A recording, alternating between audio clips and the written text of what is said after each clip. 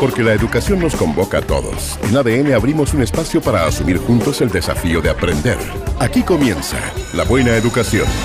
Andrea Aristegui, Ernesto Treviño y un panel de interesantes invitados. Conversan, analizan e intercambian puntos de vista sobre un tema donde siempre hay mucho que aprender.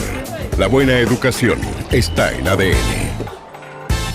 ¿Cómo están? Muy buenas tardes ya, claro, pues muy buenas tardes. Domingo 22 de noviembre, se comienza a acabar este mes y tenemos harto que conversar en este nuevo capítulo de La Buena Educación. Saludamos a todos los que nos siguen siempre bien fieles a través de las distintas frecuencias de la radio.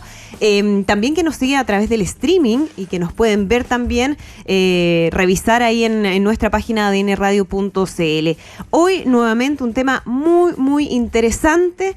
Ernesto Treviño, el experto de este programa, director del Centro de Políticas Comparadas de Educación de la Universidad Diego Portales, es el hombre que nos da la introducción para empezar a conversar. En esto. ¿Cómo estás? Muy bien, Andrea, muy buenas tardes. Un agrado de estar nuevamente contigo, con todos los radioescuchas, para hablar de un temazo, el tema de las ciencias y la educación. Fíjate que a propósito de que hemos tenido un debate muy fuerte respecto del apoyo de las políticas públicas en la educación, donde Chile invierte un exiguo 0,34% del PIB para el desarrollo de las ciencias, mientras el promedio de los otros países del club con el que nos comparamos, que es la OCDE, es 2,3% del PIB. Entonces, desde ahí uno parte diciendo, bueno, ¿cómo vamos a desarrollar científicamente el país? ¿Cómo vamos a agregar valor a nuestros productos de exportación, que son materias primas, si no estamos invirtiendo en él? Si la inversión es ínfima. Exactamente. Pero, como siempre, vamos a darle nuestro enfoque en la buena educación. Y en este enfoque, fíjate que es bien interesante pensar en que los seres humanos estamos biológica y socialmente preparados para aprender, para hacernos preguntas, para tener curiosidad y para plantear hipótesis respecto de cómo funciona el mundo. Lo hacemos cotidianamente, pero lamentablemente no incorporamos el testeo de esas hipótesis en la realidad, sino más bien la escuela es la que principalmente nos debería de dar esa oportunidad.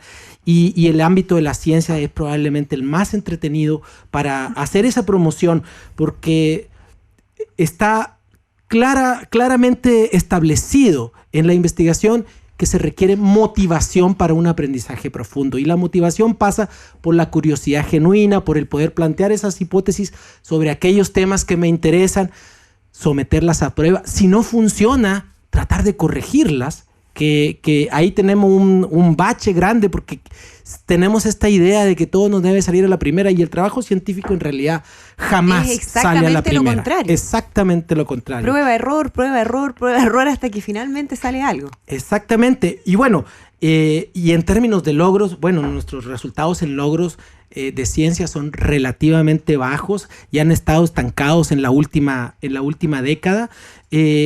Y nuestro sistema está muy concentrado en pasar materia, en tener una estructura muy formal, una enseñanza muy frontal, en donde no hay opciones para que los niños libremente exploren sus propias preguntas, que es básicamente el fondo del desarrollo de las habilidades científicas.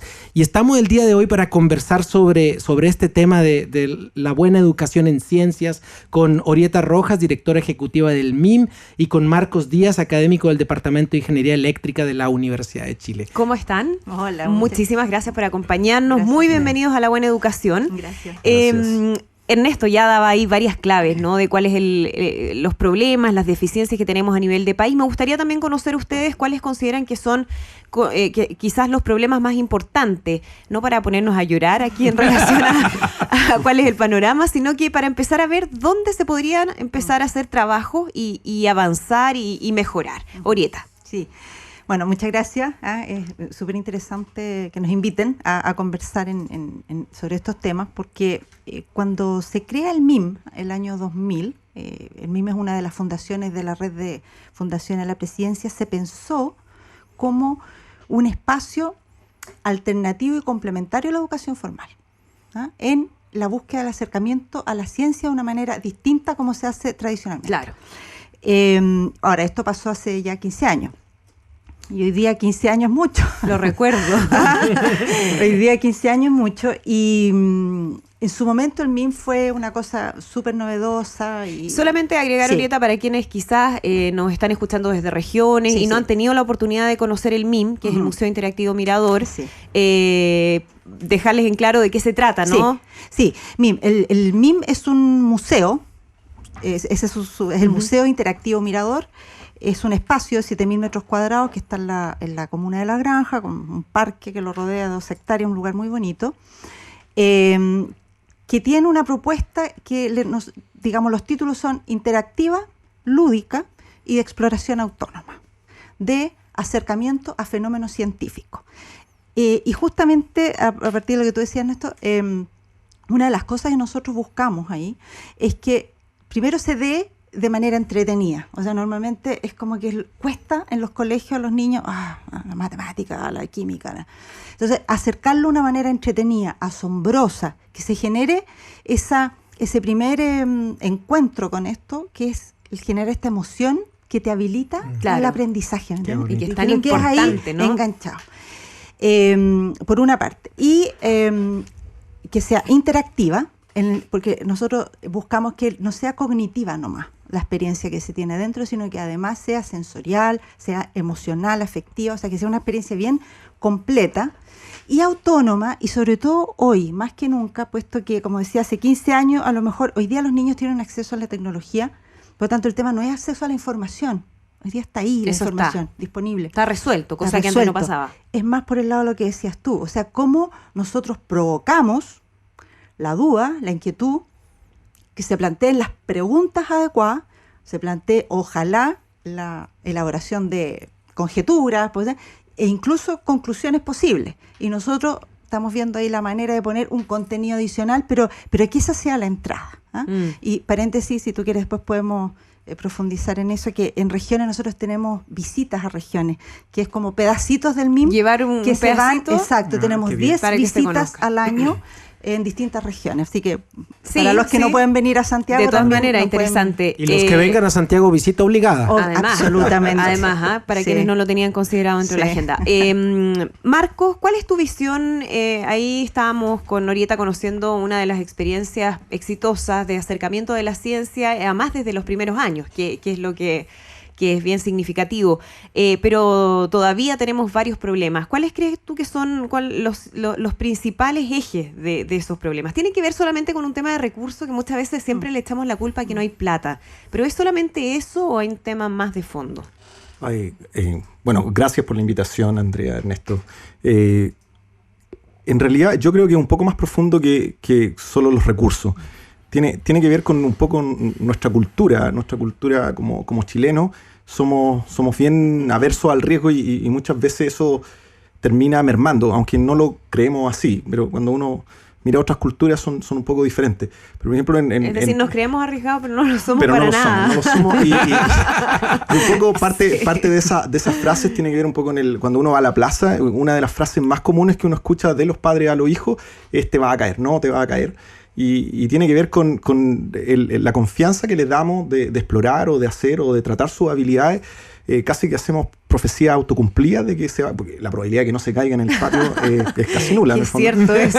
Se va a caer. Te vas a caer y claro, en el se fondo cae. No lo haga porque pero sí, al final la única forma de que él profundice su conocimiento de su cuerpo en el patio es que se caiga muchas veces hasta que logre aprender, o lo mismo en la bicicleta, en el fondo. Entonces, en ese contexto, nuestra experiencia cultural tiene que ver con tratar de hacer todo de forma muy de un solo nivel y que ojalá con el menor error y el menor riesgo. Y eso termina al final en cosas muy, muy naturales, convirtiendo a las personas en personas que tienen miedo de hacer cosas. Miedo de formularse preguntas, miedo de fallar, de hacer cosas nuevas. De hacer cosas nuevas. Y entonces hay todo un problema cultural que requiere un esfuerzo desde el punto de vista educativo de tratar de que las personas se planteen hipótesis, se planteen preguntas, se planteen soluciones y modelos respecto a esas preguntas y que no funcionen. Claro. Oye, qué interesante esa mirada. Me parece que es muy cierto. Vamos a seguir conversando respecto a la ciencia este día domingo, pero vamos a hacer nuestra primera pausa y lo hacemos con música, con muy buena música siempre. Y muy ad hoc además para este día domingo. Every day is like Sunday. Morrissey. Ya estamos de regreso con más en La Buena Educación.